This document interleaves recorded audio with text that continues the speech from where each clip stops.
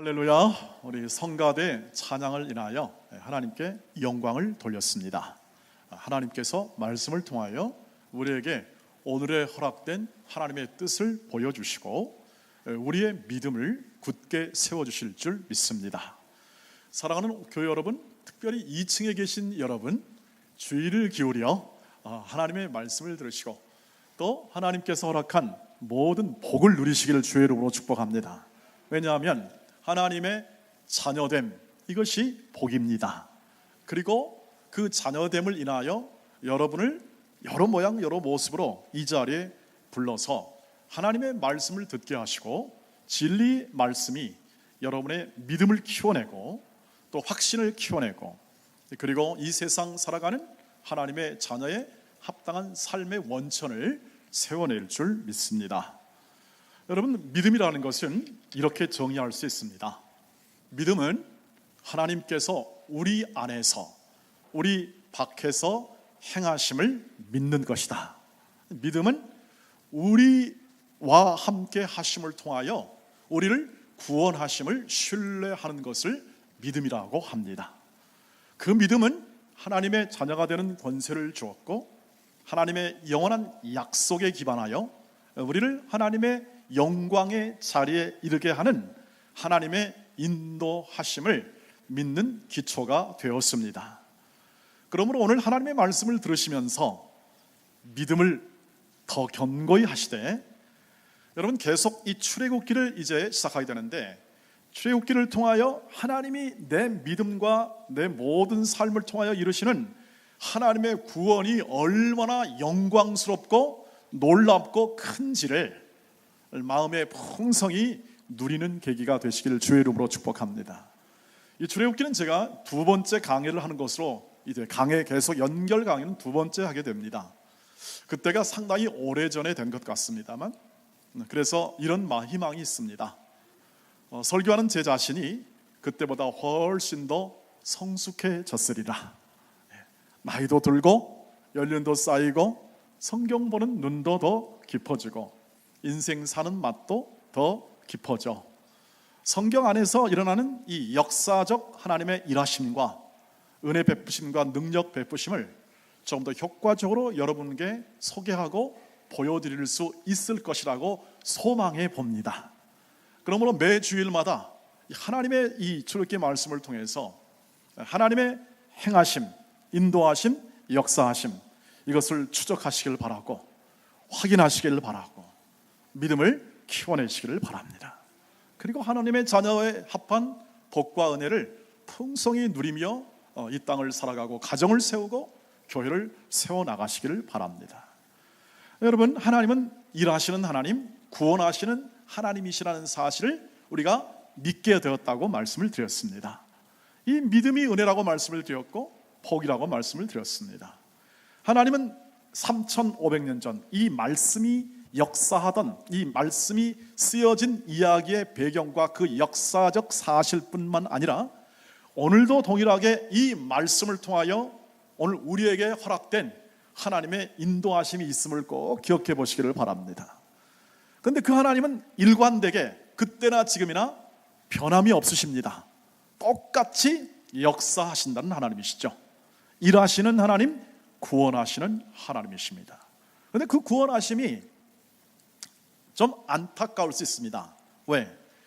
우리가 잘 알아채지 못하는 우리의 생각과 우리의 판단과 우리의 상상을 넘어선 하나님의 구원하심이 오늘 이 책과 그리고 하나님의 말씀 안에 기록되어 있을 뿐만 아니라 우리의 현실 가운데 일하신다고 하는 것입니다.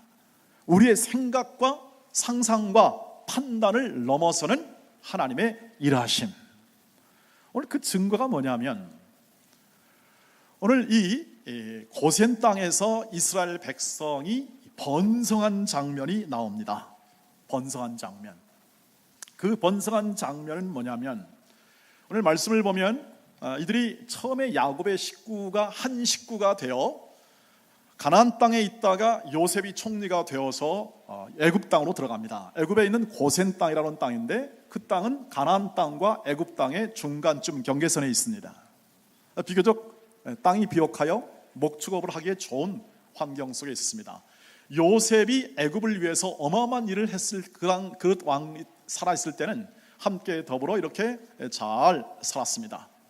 그런데 그 사이 이 한 70명의 가문이 한 400년 역사를 지나면서 무려 200에서 300만 정도의 민족으로 자라납니다.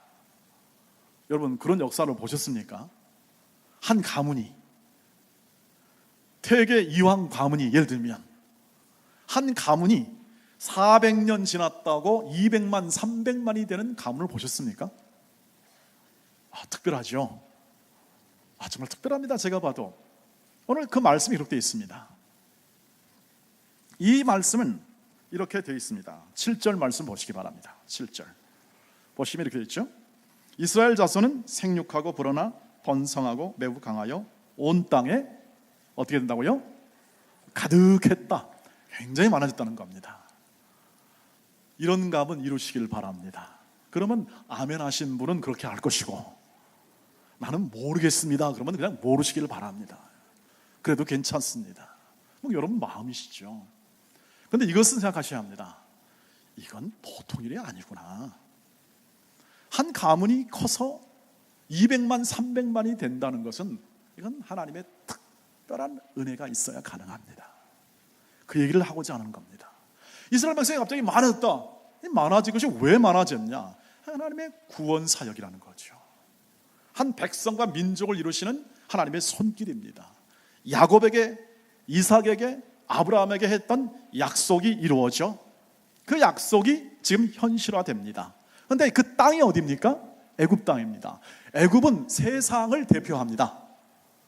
가나안 땅에 있었던 야곱은 소수였지만 하나님의 백성을 대표합니다. 온 땅을 만물을 다스리고 인도하시고 약속을 주어 이 땅에서 창대케 하려 했던 이 백성은 작은 수요였습니다. 그러나 그들은 하나님이 정하신 땅에 살다가 이제 애굽 땅으로 왔습니다. 그런데 어마어마한 백성이 되었습니다. 하나님께서 여러분 적국의 땅에서 하나님의 백성을 키워내십니다. 여러분, 우리는 일반적으로 생각하죠. 좋은 땅에서, 편안한 땅에서, 우리나라 땅에서 하나님의 백성을 키워야 되는데 그게 아닙니다. 적국의 땅, 세상, 그 언저리 땅에서 하나님의 백성을 키워냅니다. 이걸 보면 우리의 생각과 판단을 넘어서는 하나님의 역사하심이에요. 여기에 아무도 개입하지 않습니다. 하나님의 백성이 불어나고 하나님의 백성이 번성하는데 누가 도왔다 이런 게 없습니다. 그냥 어느 사이에 보니까 커져 있는 겁니다. 여러분의 가정도 그렇게 되었으면 좋겠습니다. 아무도 개입하지 않고 다른 사람, 그런 사람 없는데 어느 순간의 역사 몇십 년 살다 보니까 어마어마하게 커져 있더라는 거죠. 마음은 그러시죠. 그렇게 되기를 소망하죠.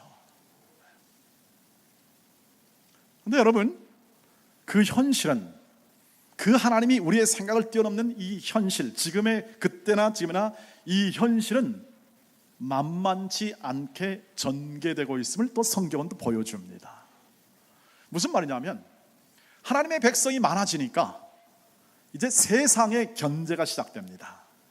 애굽은 세상을 대표한다고 그랬습니다. 애굽의 바로가 새로운 왕조가 태어납니다. 이전에 요셉 통치하에 왕조가 폐위되고 새로운 성을 가진 왕씨가 나타나 드디어 이스라엘 백성을 탄압하기 시작합니다. 오늘 여러분 읽으신 기록이 다 탄압의 기사입니다. 워낙 인구가 많아지다 보니까 이 애굽의 파라오라고 하는, 여러분 세계사에 나타난 파라오가 바로 바로라는 뜻이죠. 이 바로가 두려움을 느낍니다. 이러다간 우리가 이 백성을 잘못 컨트롤하면 우리 애굽이 큰 화를 이룰 수도 있겠다는 두려움이 옵니다. 그래서 인구 억제 정책을 씁니다. 하나님은 번성하게 하시는데 이 세상은 어떻게 한다고요? 억제하고 누릅니다. 하나님의 일을 싫어하기 때문에 그렇습니다. 복 주려고 하시는 하나님의 은혜를 싫어합니다. 그래서 그것을 눌러요. 누르는데 처음에는 노동 정책을 씁니다. 그러면 하나의 국가 시스템이죠. 노동 정책을 써서 국고성 비돔과 람셋을 건축하기 위해서 이렇게 누릅니다. 다 탄압 정책의 일환이죠. 그 다음에 노동 정책을 쓰는 거죠. 일의 강도를 굉장히 높게 시켜 그 사람들로 하여금 딴 생각을 못하게 하고 그저 인도에 복종하게 하는 거죠. 여러분, 군대가 왜 이렇게 훈련이 셉니까? 집 생각하지 말게. 아니, 군대도 안 갔다 오신 분이 어떻게 그렇게 잘하십니까? 하긴 요즘에는 방위가 최고죠. 방위가. 군대 안 갔다 와도. 예, 맞습니다. 집 생각 못하게 다른 생각하면 그냥 사고 나는 겁니다. 그 젊고 혈기 많은 사람들이 여유 있게 만들어 놓으면 인간은 딴 생각하기 마련입니다. 여러분, 그것을 똑같은 상황 아니나 그 사람의 마음을 어떻게 합니까? 억제하고 누르고 이 백성이 혹시 외침이 있을 때 변방에 있으니까 그 외적과 합세하여 자기 민족을 치면 진짜 큰 문제, 국난이 오니까 미리 억압합니다. 근데 억압이 되나요? 하나님의 일하심과 인도하심이 보이지 않지만 억압이 안 됩니다. 그 증거는 12절 말씀에서 보시길 바랍니다. 12절 읽겠습니다. 시작. 그러나 학대를 받을수록 더욱 번성하여 퍼져나가니 애굽 사람이 이스라엘 자손으로 말미암아 근심이 되는 겁니다. 학대면 할수록 누르면 누를수록 어떻게 합니까? 더 번성한다. 여러분, 방법이 없는 거죠. 여러분, 하나님의 일하심에 세상은 결국 방법이 없게 될 겁니다. 하나님의 일하심에. 그게 구원입니다. 세상의 누름과 세상의 억제와 세상의 탄압에도 불구하고 하나님의 일하심과 능력 베푸심은 인간과 사람의 지혜를 넘어서 하나님의 역사이기 때문에 그렇습니다. 이게 믿어지십니까? 이 하나님의 일하심이 눈에 그려지십니까? 탄압하면 탄압할수록 번성하니까 두려움이 온다. 여러분, 영화에서 이런 장면이 있습니다. 나쁜 놈들이, 어느 깡패들이 와가지고 한 선한 착한 어디 참 선하게 생기신 우리 송회동 집사님이 얼마나 착하게 보이십니까? 이런 분을 와서 어떻게 합니까? 쥐어 팹니다. 착한 사람은 언제나 항상 맞습니다. 그런데 맞다 보니 한 대 맞고 쓰러집니다. 그때 털털 털더니 어떻게 합니까? 다시 일어납니다. 일어나가지고 어떻게 하죠? 또 뭐라고 하여튼 뭐 합니다. 좋은 말 합니다. 그러면 이게 좋은 말 하고 또 때립니다. 커피 맞고 또 쓰러집니다. 그럼 또 일어납니다. 또 일어나가지고 어떻게 하죠? 뭐라 합니다. 그럼 이게 또 뭐라고 한다면서 또 때립니다. 쓰러집니다. 그런데 한 10번 해서 또 일어나면 드디어 때리는 사람들이 어떻게 됩니까? 지칩니다. 이러다가 내가 때리다가 내가 죽겠구나. 그런 마음이 들 수 있습니다. 두려움이 오는 거죠. 여러분, 치고 치는데 이 사람이 죽지 않고 계속 튀어오르면 두려움이 생기는 겁니다. 세상의 두려움은 이것입니다. 진리, 하나님의 말씀과 하나님의 구원하심이 역사하여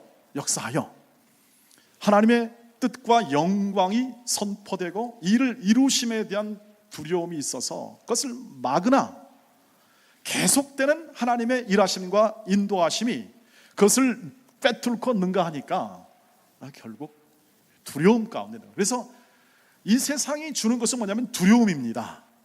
본인 이 세상이 두려워하기 때문에 그 세상을 통하여 시스템과 정책을 통하여 누르고 있는 사람에게 두렵다는 것을 각인시킵니다. 여러분, 저와 여러분이 느끼는 두려움이 많지 않습니까? 실체가 나중에는 없는 두려움도 꽤 많습니다. 하나님의 일하심은 이렇게 인간의 판단과 생각을 넘어 적국의 땅에서 하나님의 백성을 키워내고 적국의 자원으로 하나님의 백성을 키워내면서 동시에 탄압이 올 때, 고난의 현장이 올 때 어떻게 합니까? 이 고난의 현장 가운데서도 하나님의 일하심과 능력 베푸심이 나타나 그것을 어떻게 합니까? 뚫고 나가 하나님의 뜻을 성취하시는 하나님. 그러니까 절대 예수 믿는 사람의 이 환경이 늘 좋은 것이 아닙니다. 우리가 예수를 믿고 예수님 믿습니다, 하나님 믿습니다, 저를 도와주시옵소서.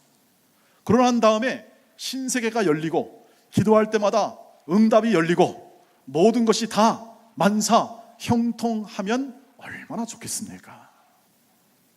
그런데 구약과 신약 전체를 통틀어 하나님의 예수를 믿고 나서 모든 것이 다 완벽하게 풀려 내 가지고 있는 자원과 그리고 지위와 명예와 모든 것이 다 일치월장 딱 세계 정상급, 아니 세계 정상급 말고 그냥 내가 남들 앞에 떳떳하게 나 이렇게 예수 믿어서 잘 살고 있다라는 정도로 말할 수 있게 하는 것이 거의 없습니다. 그것이 오늘 이 세상이 누르고 있는 삶의 현장 때문에 그렇습니다. 그런데 하나님이 어떻게 하십니까? 오늘 십불하라 부활하는 이 산파들에게 행한 것을 보면 하나님의 일하심이 그 안에서 드러납니다. 오늘 이 두 사람에게 애굽 왕이 부릅니다. 불러서 이제는 도저히 안 되고 두려우니까 남자애들은 다 남즉시 죽이라고 말을 합니다. 그런데 산파들이 말을 듣습니까? 안 듣습니까? 안 듣습니다. 한번 여쭤볼까요? 여러분이라면 들으시겠습니까? 우린 들어야죠. 왕의 명령은 법인데요. 이 산파들이 듣지 않습니다. 왜 듣지 않을까요? 왕의 명령보다 누굴 두려워합니까? 하나님을 두려워합니다. 히브리 산파는 힘이 없는 사람들입니다. 약한 사람들입니다. 그런데 하나님이 히브리 산파들에게 은혜를 주십니다. 은혜를 주어서 그 사람의 마음 가운데 담대함을 주십니다. 왕의 명령보다 하나님의 말씀을 경외하고 순종할 마음을 주십니다. 마음을 주심으로 왕의 명령보다 하나님의 말씀을 순종하는 이 실제된 실천의 삶으로 오늘 기록되어 있습니다. 하나님이 역사하심입니다. 하나님이 일하시는 결과예요. 이들은 사실 마음으로는 그렇게 할 수 없는 이 산파들은 그런 상황에 있는 거죠. 그렇게 하는 말을 들어보십시오. 왜 그러냐 물어봤더니 히브리 산파는 이렇게 말합니다. 왕이시여, 우리가 해산의 고통이 있어서 소식을 듣고 막 뛰어갔는데 히브리 여인들은 건강하여 우리가 도착하기도 전에 쑥쑥 나터이다. 여러분이라면 고지고대로 들으시겠어요? 바로 왕이 바보입니까? 그런데도 그 말을 듣게 하십니다. 어찌할 수 없도록 하나님이 만드신다는 것을 성경은 말해주고 있습니다. 거기에 관한 다른 설명이 없으면 그것은 무엇입니까? 하나님이 그렇게 하시는 겁니다. 하나님의 말씀을 통하여 하나님의 일하심을 우리 눈으로 좀 확인하고 하나님이 어떻게 그 안에서 역사하시는 건가를 살펴보도록 우리에게 촉구하고 있는 것을 볼 수 있습니다. 여러분, 하나님의 행하심을 보십시오. 하나님이 일하심을 보십시오. 애굽 왕도 입을 막아버리십니다. 연약한 자를 들어 사용하시고 애굽 왕 입을 막고 하나님의 뜻을 성취하는 길로 하나님이 인도하심을 볼 수가 있습니다. 19절 말씀 한번 보시길 바랍니다. 그것을 확인해 보십시오. 시작. 산파가 바로에게 대답하되 히브리 여인은 애굽 여인과 같지 아니하고 건장하여 산파가 그들에게 이르기 전에 해산하였나이다 하며 하나님이 그 산파들에게 은혜를 베푸시니 그 백성은 번성하고 매우 강해집니다. 이 일하심은 쉼이 없을 겁니다. 저와 여러분이 이르기까지 하나님의 일하심과 인도하심은 쉼이 없을 겁니다. 그 삶의 현장은 탄압의 현장이 될 수 있습니다. 우리의 현실의 삶은 고단합니다. 고단할 수밖에 없는 것은 세상이 우리를 향한 하나님의 뜻을 싫어하기 때문이라고 말씀드렸습니다. 우리를 향한 하나님의 뜻은 뭐냐면 하나님이 우리를 복 주시기를 원하십니다. 우리를 창조하시고 보기에 좋았더라, 심히 좋았더라 하는 것을 이루십니다. 그래서 하나님이 하시는 사역은 뭐냐면 창조 사역입니다. 창조하시고 하나님이 보시기에 좋은 세상을 창조하시고 심히 좋은 사람들을 만들어 놓고 이들을 향해 복 주시겠다고 말씀하시고 약속을 주셔서 하나님의 백성과 하나님의 자녀 삼으셨습니다. 그런데 인간들이 그 복을 누리질 못합니다. 다시 회복시키는 것을 구속사역이라고 합니다. 하나님은 쉬지 않고 이 구속사역을 그때나 시작하여 지금도 행하시는 거죠. 그러나 그때나 지금이나 세상은 동일하게 복된 사람을 복되지 못하게 만들려고 하는 모든 세상의 공중권세 잡은 자와 함께 세상의 시스템과 세상의 정책과 자기 탐욕과 자기 생각으로 살고자 하는 사람들을 규합하여 그 생각대로 이 세상을 움직이고 또 이렇게 인도하니까 우리는 고통받을 수밖에 없는 겁니다. 거기에 반하여 거기에 대하여 대적하여 고난을 받을 수밖에 없는 거죠. 힘들 수밖에 없는 겁니다. 여러분, 왜 청년 일자리가 이렇게 힘듭니까? 요즘에 왜 그렇습니까? 나라는 점점 잘 삽니다. 우리나라는 세계 경제 10위권입니다. 대단한 나라가 되었습니다. 그러나 여러분 기억해 보십시오. 우리나라가 약 1조 달러의 좀 안팎의 그 수출과 수입 구조를 가지고 있습니다. 미국은 20배입니다. 20조 달러. 20배 경제력입니다. 중국은 한 10배 정도 된다고 하죠. 일본은 한 4배 정도 되죠. 그러나 아무리 잘 살아도 미국 정말 잘 살죠. 우리가 20배니까 얼마나 잘 삽니까? 거기도 아우성칩니다. 그러니까 트럼프 대통령이 그렇게 자기만 해도 잘 살겠다고 자국 이익이 중심으로 가고 있지 않습니까? 그 말은 그 밑에 깔려있는 이거 못 살겠다 하는 마음이 달려있는 거죠. 세상의 시스템과 세상의 모든 환경과 정책들이 열심을 다합니다. 그러나 인간의 실존의 삶의 모든 만족을 가져줄 수 없을 뿐 아니라 아픔과 고통, 우리가 정책적 차이, 견해 차이를 통해서 인간의 탐욕과 인간의 욕심과 생각이 부딪혀 그 안에서 나타난 파생되는 아픔과 고난이 현실 가운데 우리가 있었죠. 나라에서 열심히 복지 정책을 펴니다. 잘하려고 합니다. 그러나 잘 되지 않는 이유는 우리 인간과 정책 담당자들과 우리가 그렇게 살아가는 사람들이 약하기 때문에 그렇습니다. 온전하지 못합니다.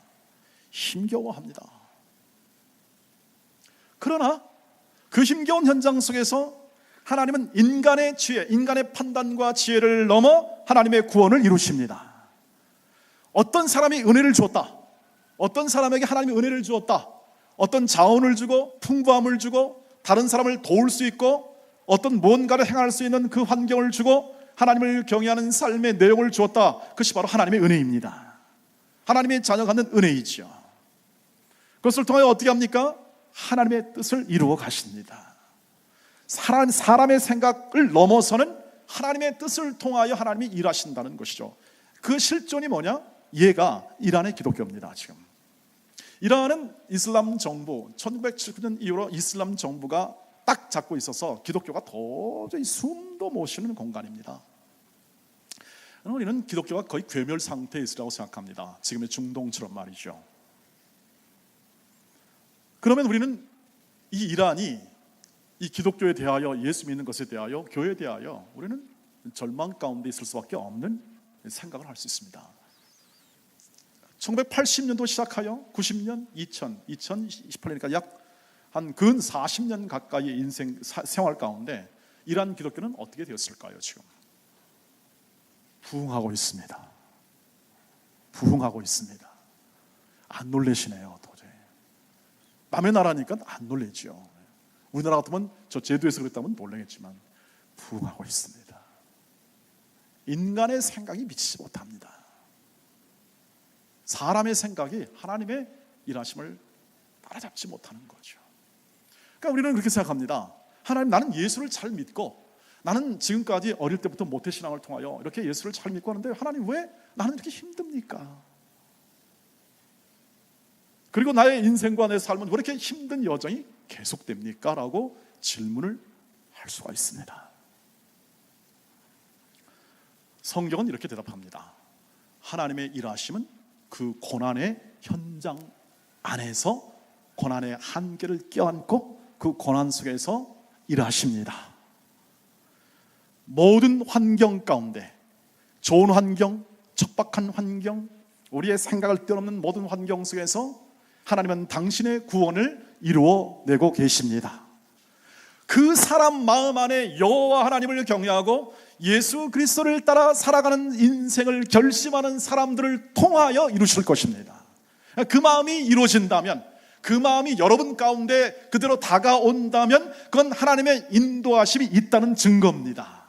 오늘 히브리 3파 연약하고 약한 자들에게 임한 하나님의 은혜가 있어서 그들의 그 담대한 마음을 가지고 감히 그 당시 최국의 왕 앞에서 담대하게 말할 수 있는 그 마음을 가진 것은 그의 능력이 아닙니다. 하나님을 경외하는 마음으로부터 나오는 믿음의 고백입니다. 그것이 가능하게 합니다. 그것이 저와 여러분 안에 오늘 확인되어지기를 바랍니다. 확인하십시오. 그 하나님과 내가 함께하고 있음을 확인하는 것입니다. 여러분에게 너는 이렇게 해라 저렇게 해라, 하나님의 자들아 너는 이렇게 해서 정말 더 완전해지고 뭐하라 하는 정도의 말씀이 아니라, 나같이 연약하고 부족한 이 산파 같은 연약한 사람이라도 불구하고 내게 믿음을 주시고 하나님의 자녀 삼아 주시고 나로 하여금 하나님의 뜻을 행할 신앙 고백과 그 삶을 통하여 살아나게 할 하나님의 인도가 내 안에 있음을 확인하시길 바랍니다. 그것처럼 좋은 게 없는 거고, 그것처럼 바른 생활이 없는 거고, 그것처럼 우리를 향한 하나님의 뜻이 명료한 것이 없다는 사실을 확인하는 것입니다. 사랑하는 우리 교우 여러분, 우리는 고난 현장 속에 있을 뿐 아니라 약한 자, 우리의 생각은 좋은 자, 완벽한 자, 갖춘 자를 통하여, 문버린 자를 통하여 하나님의 일을 하시는 것 같지만 대다수의 일은 약하고 무명의 사람들과, 그리고 이름도 없이 빛도 없이 이렇게 좀 숨어 있거나 조용히 있는 사람을 통하여 하나님의 일은 이루어지고 있다는 사실도 기억해 주시길 바랍니다. 우리의 판단과 생각을 넘어선다는 말을 좀 계속 드리고 있습니다. 내 생각과 내 자격과 내 명문으로 인하여 내가 하나님의 뜻을 성취하는 사람이 아님을 얘기하고 있습니다. 사실상 교회의 봉사와 모든 이 환경에 나타나는 우리의 섬김과 열심은, 죄송합니다, 하나님 앞에 그닥 도움이 많이 되지 않습니다. 이렇게 말씀드리면 여러분 좀 서운하시죠? 내가 오랫동안 봉사해 왔는데. 우리가 서로에 대해서는 그렇게 인정합니다. 그러나 하나님 앞에 저와 여러분이 했던 봉사와 헌신은 그건 복된 삶을 누렸던 것입니다. 그 자체가 섬기며 나를 복된 삶을 누린 거지, 하나님 앞에 그게 뭔 자격이 되거나 힘이 되거나 뭔 영광스러움이 되는 건 아니라는 사실은 기억해 주십시오. 왜? 하나님은 약한 자를 들어서 강한 자를 부끄럽게 하십니다. 부족한 자를 세워서 충분한 자를 부끄럽게 하십니다. 여러분, 하나님이 부끄럽게 하는 무슨 재미 들린 분이니까 그런 분이 아니라, 하나님의 뜻은 이겁니다. 하나님의 뜻은 너희의 자격과 명분과 힘과 지위로 내 구원은 이루어지는 게 아니다. 너희는 부족하고 연약함에도 불구하고 내가 너희를 사용하여 내가 이 땅과 이 만물을 인도하고 역사하는 하나님인 줄 알게 하기 위해서다. 사람들은요, 자기가 자격과 힘 있고 부를 갖추고 뭘 하게 되면은 뭔 생각이 드냐면, 내가 그래도 이렇게 이 정도 자격이 있어서 이것을 감당했다라는 그런 마음을 가지기 쉽습니다. 그게 10중 8구 다 사람들의 마음입니다. 자랑도 하고 뭐 합니다만, 그러나 하나님의 이 구원의 사역은 그러지 않더라는 것이죠. 그게 예수의 십자가 앞에 그대로 드러납니다. 예수의 십자가는 약한 자의 표상입니다.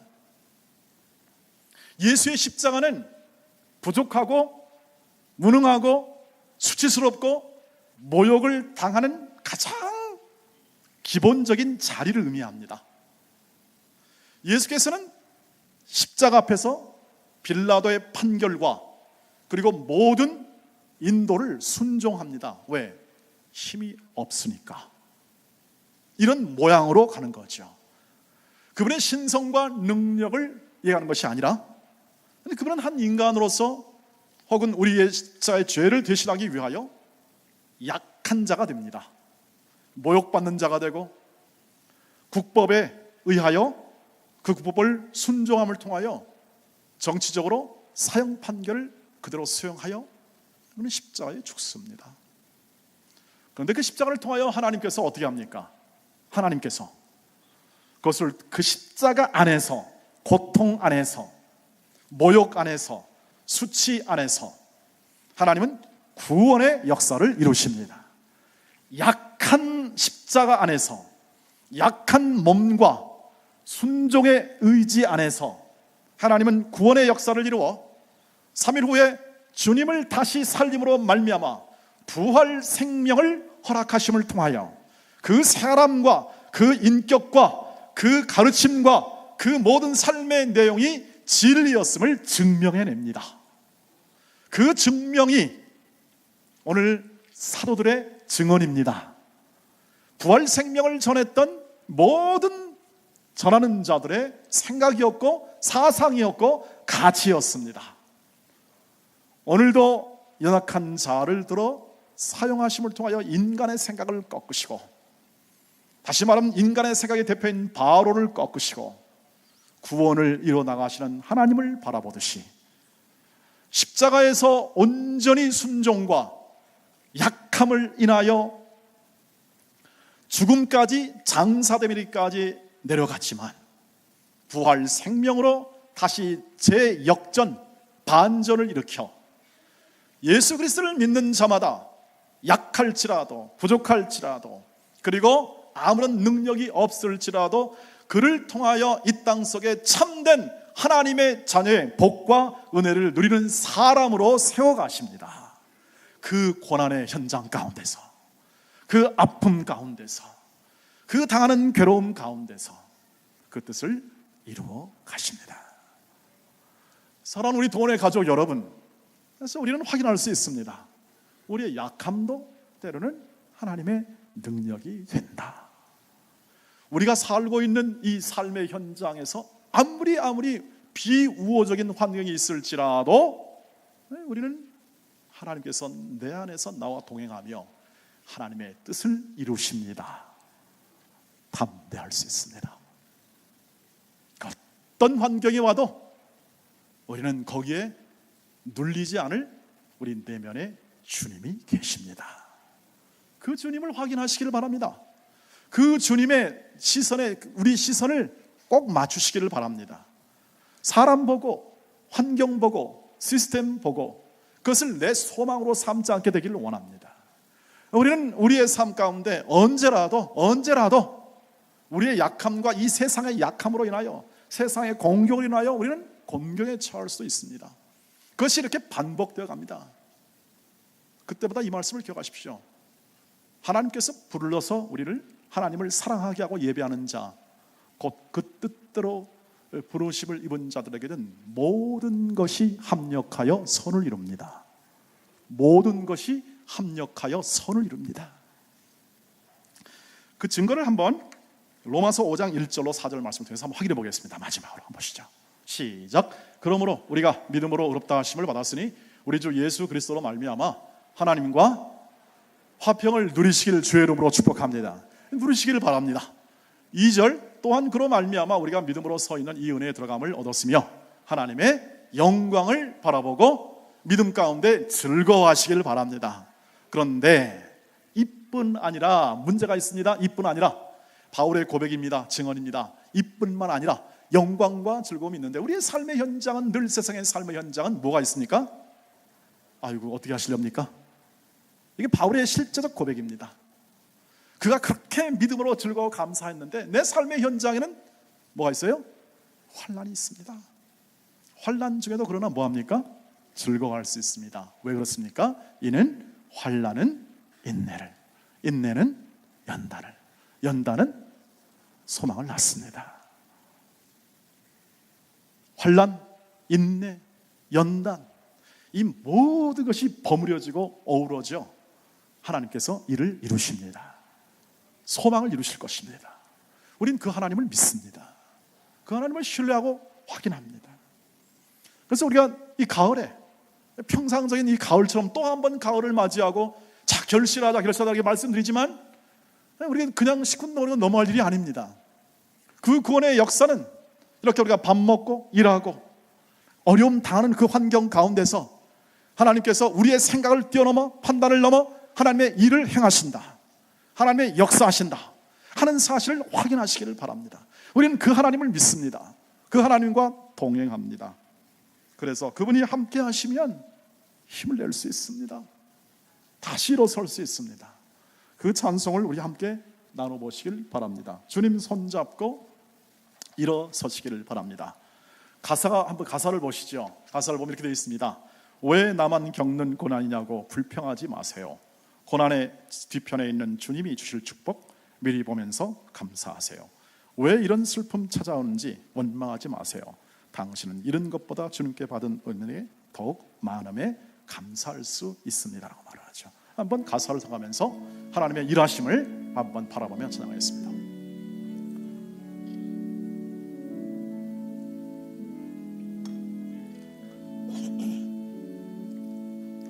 왜 나만 겪는 고난이냐고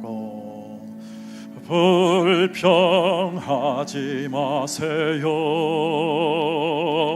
고난의 뒤편에 있는 주님이 주실 축복 미리 보면서 감사하세요.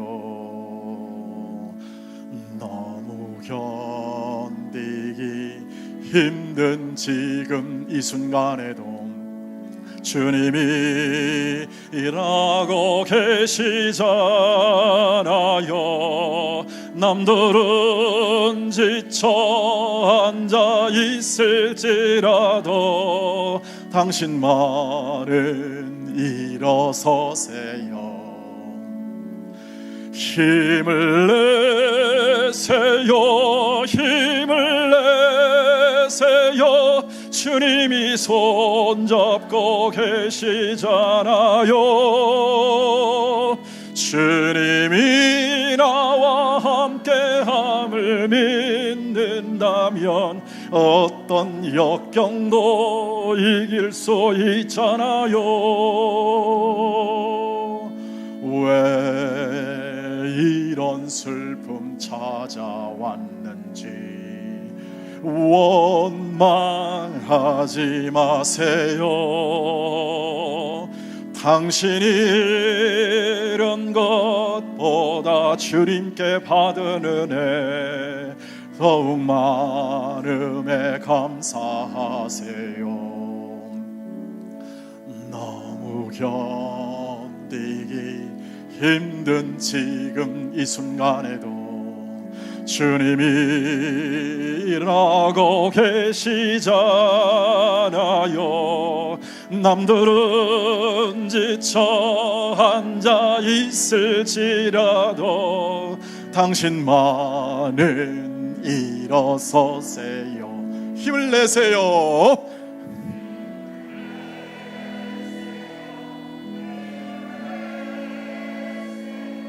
주님이 손잡고 계시잖아요.